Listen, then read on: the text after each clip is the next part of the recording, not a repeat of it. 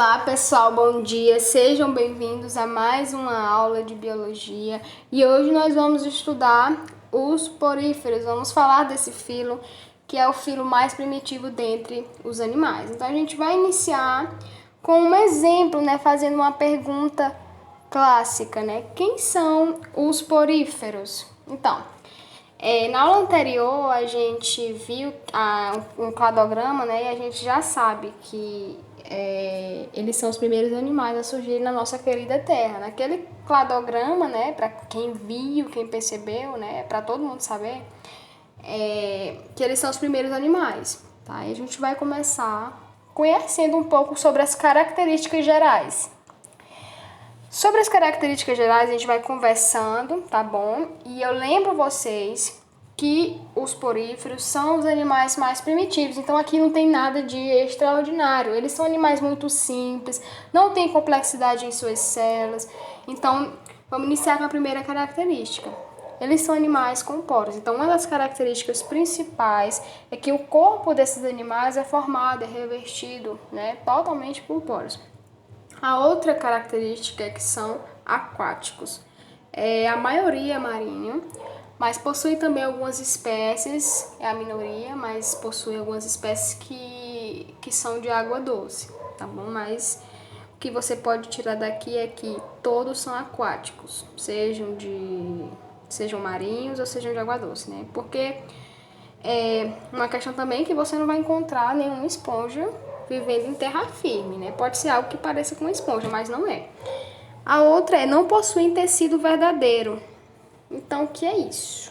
Então, aqui elas não possuem tecido verdadeiro porque são muito primitivos. Então, portanto, aqui tu não vai dizer são diblásticos, são triblásticos. Não, pessoal. Eles não possuem celoma, no entanto, não possuem tecido verdadeiro. A outra é que eles possuem células totipotentes. Então, o que é isso? É como se tu pegasse, por exemplo, uma única célula, jogasse ela em qualquer lugar adequado, digamos assim, adequado para ela ficar, para ela se reproduzir, para ela crescer ali no mar. E dali, daquela única célula, vai surgir uma outra esponja a partir daquela célula. Isso não é incrível? Então, essas são as células totipotentes. Existe uma célula principal, tá bom? Antes de partir para o próximo ponto, que são os coanócitos. Logo mais na frente a gente vai falar um pouquinho sobre essa célula. Então, se você vê em alguma questão, algo relacionado a coanócito, vai ser medo, porque é porífero, tá bom? A outra são sésseis. Então, o que significa isso? Eles ficam fixados em um substrato. E ali eles ficam, E aí tu pode pensar, como que esses animais se alimentam? Mais na frente nós vamos descobrir isso. Grande capacidade de regeneração. Por exemplo, se tu tá lá no mar, nadando, e por um descuido ou sem querer, você chutou, esse animal, você chutou esse porífero e ele se fragmentou em vários pedacinhos. Daqueles vários pedacinhos, vão surgir várias novas esponjas. Então, a partir disso, a gente pode dizer, que existem esponjas antigas e esponjas mais antigas ainda, porque vão se fragmentando de outras esponjas e formando novas esponjas. A maioria são assimétricos, então o que é isso? Se eu tentar passar um plano ou um eixo sobre o corpo desse animal, eu não vou conseguir dividi-lo em partes iguais, tá bom? Então a maioria mas possuem os simétricos. E os simétricos, eles possuem simetria radial, nunca bilateral. A gente já estudou esses conceitos e a gente sabe muito bem o que é, tá bom? E a outra característica são animais filtradores. O que é isso? Mais na frente nós vamos descobrir. A gente vai ver que vai ser a partir dessa característica que eles vão conseguir se alimentar, tá bom?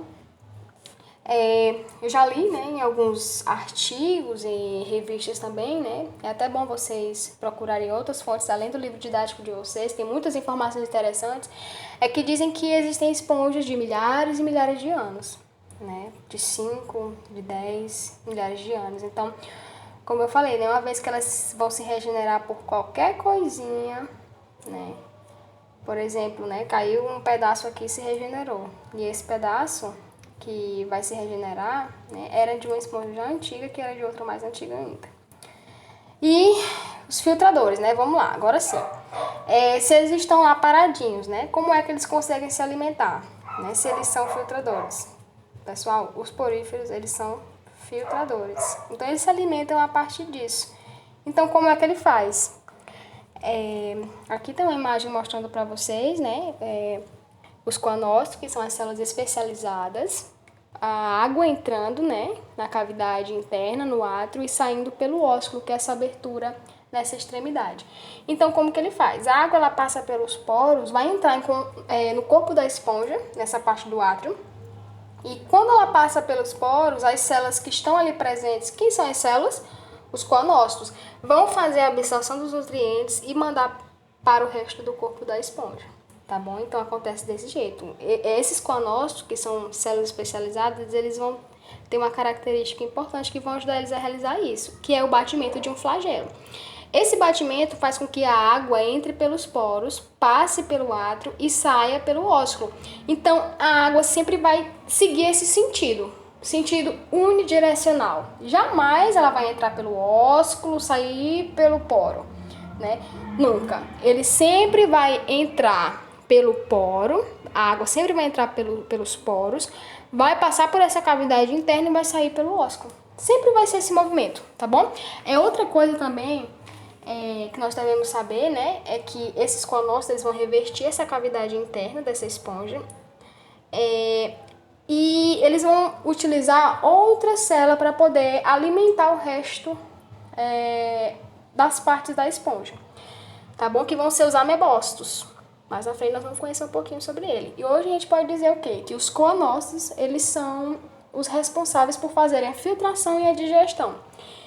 Uma coisinha também a digestão desses animais é intracelular. Jamais vai ser extracelular. Sempre, sempre, sempre intracelular, porque vai ser uma célula responsável por isso. Quem são? Os coanócitos. E aqui um pouco mais sobre eles, né? Aqui a gente tem, né, uma esponja, ali mais aproximadinho um coanócito, que está ligado a um amebócito. Então, como é que acontece, né? O coanócito, ele manda para os amebócitos informações nutricionais, né, nutrientes, e ele vai distribuir para o resto do corpo. E agora, preste atenção aqui, tá lá na prova e tá na dúvida, né? Como é que eu vou saber se isso aqui é um coanócito? Então, tu vai observar, olha aqui no próximo slide.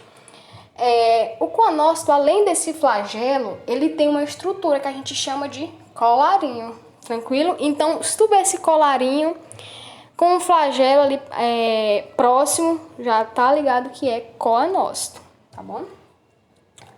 Vamos aqui sobre as formas do corpo da esponja, né? Basicamente, elas são divididas em 3 formas. A forma de leucon, leuconoide, forma de sícon ou siconoide, forma de ascon ou asconoide. Na forma leuconoide, possui um sistema de câmeras internas. Ele é muito ramificado e a espongiocele, que é esse espaço dentro, fica bem pequenininho, né? Justamente por causa dessas câmeras. Na forma siconoide, né, é um sistema um pouco mais complexo. Se a gente relacionar com o asconoide, né, possui alguns canais internos, né? E a parede do corpo é toda dobradinha. Na forma asconoide, é a forma mais simples. Os poros, eles vão conduzir a água diretamente para a espongiocele, tá bom? Então, essas são as 3 formas das esponjas. Vamos conhecer um pouco agora sobre a reprodução dos poríferos. Eles podem se reproduzir de maneira assexuada e de maneira sexuada, né, com troca de gametas. Eu trouxe aqui as 3 formas que eles se reproduzem de forma assexuadamente, que é por brotamento, gemulação e fragmentação. Por brotamento, vai se formar broto no corpo desse animal, tá? Que vai poder se desprender do corpo da esponja ou permanecer, né? Então, se ele se desprender, ele vai gerar uma nova esponja, ou então ele pode ficar fixo também na forma de broto no corpo da esponja mãe. Por gemulação é o seguinte: vai se formar uma estrutura reprodutora, denominada de gêmula, que é essa imagenzinha que vocês estão vendo aí, né, roxinha. E aí, essa gêmea, né, ela vai ser formada por um tipo de células indiferenciadas, né, que vai possuir um revestimento, um envoltório para proteger, né, para guardar. Então, as gêmeas, elas vão ser capazes de permanecer em repouso por muito tempo. Então, se ela tá ali, né, rondando, e aí ela não encontrou um ambiente favorável para ela, pois ela vai continuar dentro do envoltório. Aí, por exemplo, né, continuando, ela tá rodando, sendo levada, tá bom? Ela não possui cílio nem flagelo, ela é carregada através das correntes, né, marítimas. E aí ela acha uma condição ideal e dali ela surge, tá bom? E a outra aqui é a fragmentação, né? É o exemplo que eu dei, né, inicialmente. Você tá lá nadando, por exemplo, trisca sem querer em um porífero, né, em uma esponja, ela se fragmenta. Então, daqueles fragmentos vão surgir novas esponjas, tranquilo? Sobre a reprodução sexuada. Então, vamos lá. Partindo agora para o que é um pouco mais complexo, tá bom? Então, vamos lá. A maioria das esponjas, elas são hermafroditas. O que é isso, professor? O que é ser hermafrodita? Então, ou seja, né, o mesmo indivíduo, ele vai ser responsável pela produção dos gametas, tanto masculino quanto feminino, tá bom? Então, como assim? Então, uma única esponja vai produzir espermatozoide e aquela mesma esponja vai produzir o óvulo. Então, tá produzindo ali o gameta masculino e o gameta feminino, tranquilo? Os gametas da esponja não vão ser produzidos em estrutura especializada, né? Vão ser formados a partir das células especiais que eu citei inicialmente, que são os coanócitos e os amebócitos, não se esqueçam disso nunca mais. Então, os gametas masculinos eles vão ser liberados na água, na corrente, né, da água, vão ser transportados até outro indivíduo que está produzindo o gameta feminino, né? Pode acontecer isso também, né, de um que produz o gameta e outro que produz o outro gameta. Como que vai acontecer? Vai ser levado através da água e aí vai ser levado até outro indivíduo, né, que vai estar produzindo gameta feminino e o gameta masculino vai ser captado por uma célula, novamente o coanócito está aparecendo, que vai transportar até o gameta feminino. Após a fecundação vai se formar uma larva, que é a larva livre, a larva nadante, e essa larva vai poder colonizar uma outra área, que pode ser perto ou pode ser longe daquela esponja parental, daquela esponja mãe.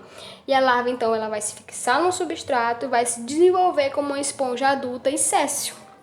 Tranquilo? Agora vamos conhecer um pouco sobre a importância desses poríferos, né? Os poríferos, eles são animais que têm um grande valor comercial.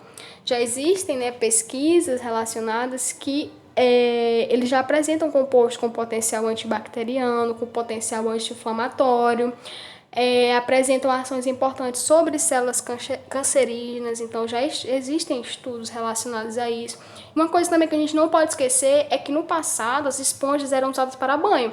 Hoje, no entanto, graças aos estudos, né, de pessoas que querem conservar a nossa biodiversidade, a gente utiliza esponjas sintéticas para tomar banho, né? Então, essa esponja que você usa aí na sua casa hoje para você se esfregar, para você banhar, antigamente, né, eram usadas esponjas, entre aspas, naturais, através do esqueleto de poríferos, né? Então, hoje, graças à ciência, né, a gente é capaz de conservar a vida desses animais a partir da pesquisa. E vamos à nossa atividade avaliativa. Essa atividade vale 5 pontos, tá bom? E tem 5 questões aí. Inicialmente, eu peço para você dizer seu nome, seu e-mail e me escrever a sua turma. Vamos à primeira questão. Observe o desenho e responda o que é o átrio, o que é o ósculo e quais os diferentes tipos de células presentes nos poríferos e quais suas funções. A gente já conversou sobre isso no início da aula, né? A gente tratou sobre isso, falamos sobre as células, falamos do átrio, falamos do ósculo, então tá tranquilo para você responder. Os poríferos, assim como ocorre em outros animais, têm grande capacidade de regeneração. Essa regeneração ocorre pela presença de células todipotentes, capazes de se multiplicar, originando outras células. Qual o nome dessas células? Então aqui eu estou querendo descobrir, junto com vocês, qual é o nome dessas células todipotentes que tem nos poríferos. Vocês vão marcar. Marca a alternativa correta. Essa terceira questão vocês vão ler com bem calma, não precisa pressa. E vão me dizer qual é a alternativa correta dessas aí, tá? No 4 eu coloquei um vídeo, um GIF, na verdade, bem pequenininho, mostrando como ocorre a filtração.